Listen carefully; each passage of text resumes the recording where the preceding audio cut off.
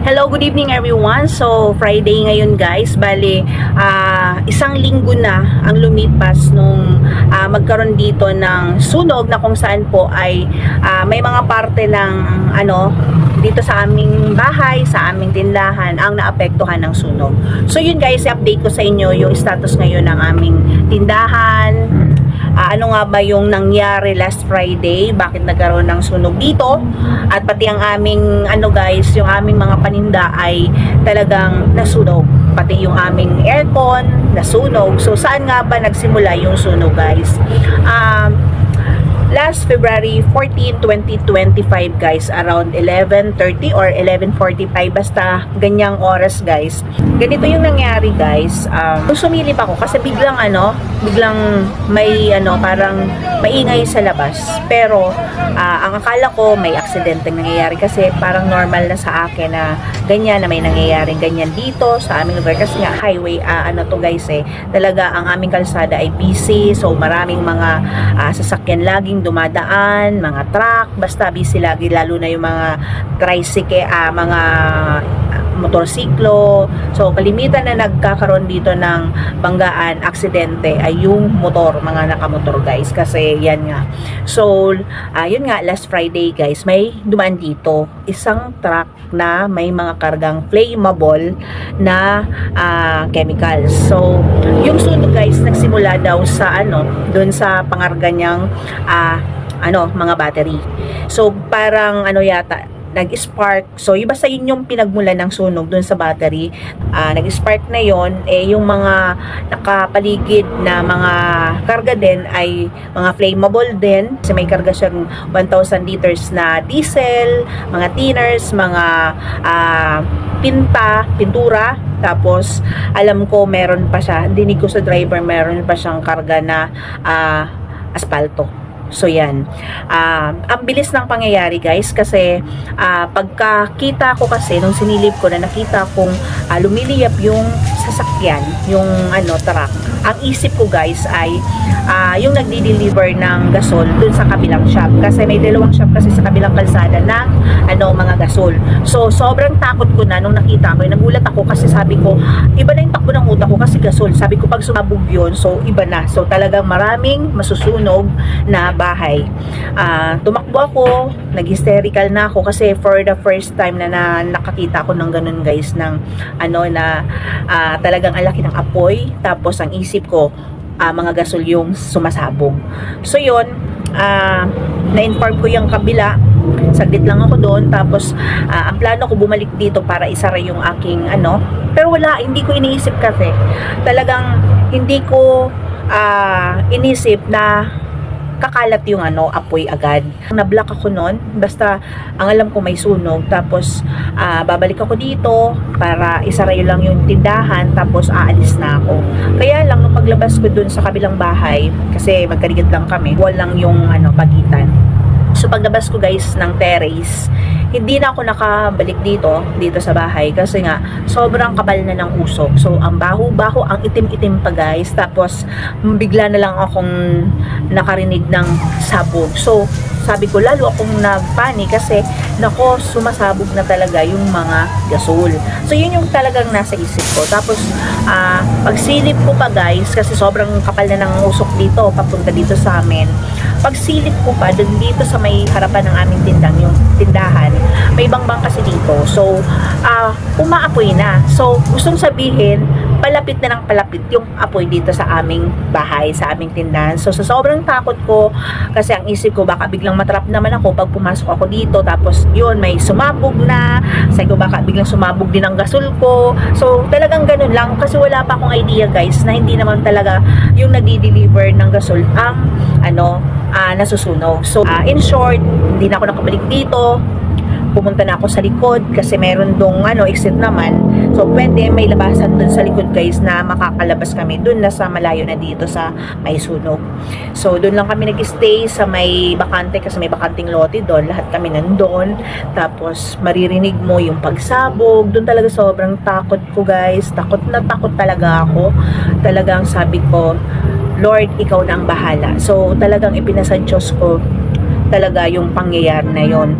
Kasi sabi ko, ikaw lang ang nakakaalam kung ipapahintulot mo na masunog talaga. So yun, pero nandun na nanghihinayang ako guys, kasi sa totoo lang naman, itong tindahan, lahat ng savings namin dito namin talaga dinadala.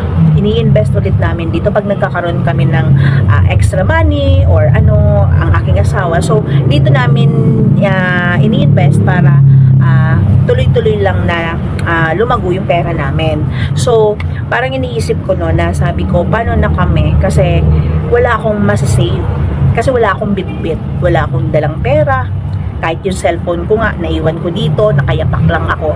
So talagang imagine nyo yung itsura ko no, na talagang nakayapak ako, talagang takot na takot ako, di ko alam ang gagawin ko. So talagang super talagang nakakatakot yung pangyayari.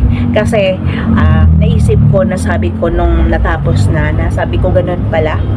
Yung tapos na yung pangyayari, tapos na yung sunog, nung nahimasmasa na ako. Late na nga akong umiyak guys, kasi umiiyak ako yung walang lumalabas na luha. So, sobrang takot. Di ko alam kung ano yung gagawin ko. Napaiyak lang ako nung napanood ko na yung video. Talagang napaiyak ako. Kasi sobrang sabi ko, ganito pala yung sitwasyon that time dito sa labas ng aming bahay. Na as in talagang sobrang kapal ng puso. Talagang na-realize ko na talagang kung hindi kay Lord, talagang wala na. Kasi miracle lang nangyari. Sinave talaga ni Lord yung aming ano. Kasi yung ibang mga nakakapanood, nung pumunta sila, pinuntahan nila ako, hindi na nila ina-expect na makakaligtas itong aming bahay. Kasi sa sobrang lakas ng apoy, tapos yung apoy is gumaganyan. So yung parang tumatalsik guys. Tapos yung hangin is papunta talaga dito sa aming lugar, sa aming side. Tapos walang makalapit kasi nga ganun yung malakas yung apoy, tapos yung apoy nga gumaganyan, tumatalsik yung apoy. Tapos sobrang talagang tumataas yung apoy, halos dinidilaan na lang daw yung wall namin. Kaya talagang imposible daw talaga na makaligtas ang bahay namin. Talagang kala nila tupok ng apoy yung aming bahay. So talagang dun. So sa ngayon naman guys, ongoing pa rin ang pag-follow up namin dun sa sa claims namin para dun sa may-ari ng truck. So willing naman silang bayaran yung kung ano man yung mga damages na nang naapektuhan nga nung sunog. So isa na nga kami, kaya lang medyo natatagalan.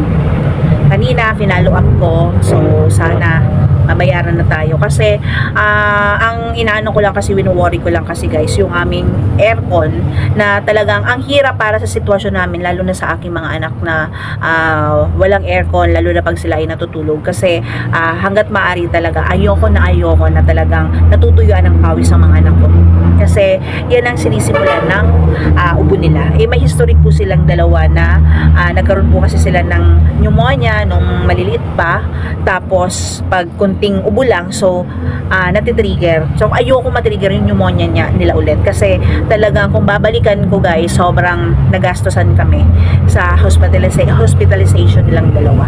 So doon kami nabaon sa utang, kaya talagang yun yung finalo up ko na sana ASAP ay mapalitan yung aming aircon, pati na rin syempre yung laman ng aking tindahan. Kasi yan guys, so ipapakita ko ngayon yung stocks ko. So gabi na guys, kako-close ko lang, so ipapakita ko lang. Dyan kasi, so ipinakita ko naman kanina yung itsura after ng sunog. So as in talagang sunog na sunog yung mga naka-display ko dyan. So sa ngayon, nagkaroon na naman ng pagbabago sa mga display ko, kasi ito guys, yan, inilayo ko muna dito kasi last time before magkasunog dito talaga yan, so punong-puno talaga yan ng ng mga chichirya. So dyan naka-display, tapos dyan hindi soft drinks dyan, mga bigas naman ang naka-display dyan. So yung mga bigas ay nasunog. So sa ngayon guys, ito lang yung stocks ko. So yan lang yung stocks ko sa kayon. inaantay ko lang na mabayaran kami guys kasi nga medyo malaki din yung nabawa sa ating puhunan, lalo na yung sa bigas ko, pati sa ibang items dito sa aking tindahan. Kasi nga kapapamili ko lang that time guys dahil Friday, so talagang ang schedule talaga ng pamimili ko guys ay Friday sa grocery. So halos nakapag-restocks tayo lahat ng mga chichirya, so talagang hitik na hitik yan guys. Kasi 'di ba pag weekends talagang yun naman ang sinisiguro ko na kompleto tayo. So kaya lang sino nga ba ang mag-aakala na ganoon ang mangyayari na itong tindahan ko ay maaabot ng sunog. So yan lang sa ngayon yung update ko. Sana bukas ay mabayaran na rin tayo, pero kasi ang inuna nilang bayaran yung sasakyan na nasunog guys. So sana mabayaran kasi kinulit ko na rin yung mga kanang kamay, yung secretary, kasi sila lang yung may access guys sa kanilang boss. So sila lang yung laging humaharap sa amin, yung may-ari ay hindi naman humaharap, kaya laging pinaparating na lang namin sa kanila kung ano yung concern namin, tapos yun nire-relay na lang nila sa boss. So yan lang naman ang aking update ngayon. I-share ko lang sa inyo yung experience ko last Friday na talagang siguro masasabi kong yun na yung pinaka talaga na experience ko. So nakaka-trauma guys yung experience na yun. Sana hindi na maulit, wala na rin ganong aksidente, wala nang pangyayaring ganon, mga sakuna, kasi talagang super duper na nakakatakot talaga, nakaka-trauma pag ikaw na mismo yung nakaka-experience ng ganong sitwasyon. Kung gayon nung talagang super. So hanggang dito na lang guys ang aking update, itong aking vlog, kasi gabi na rin, nakakapagod na rin yung buong araw ko kasi talagang ang dami kong iniintindi, inaasikaso. Syempre nanay ka, pumunta kami ng school kasi card showing. So buti na lang yung aking mga anak ay talagang responsible naman sa kanilang mga bilang isang estudyante, so consistent naman na talagang nag-honor sila. So yun lang talaga yung lagi kong pasalamat na hindi nila napapabayaan ang kanilang pag-aaral. So yun lang guys, happy Friday, and yun, good night everyone. I love you all and God bless as always. So wag po natin kalimutan na magpasalamat kay Lord, mag-pray, at patatagin natin yung ating paniniwala kay Lord. Kasi sa ngayon talagang kung hindi tayo kakapit kay Lord, walang mangyayari sa buhay natin. So yan lang yung aking maisishare sa inyo, kasi itong nangyaring ito lalo pang lumakas ang aking pananampalataya sa Panginoon. So God bless us always and I love you all.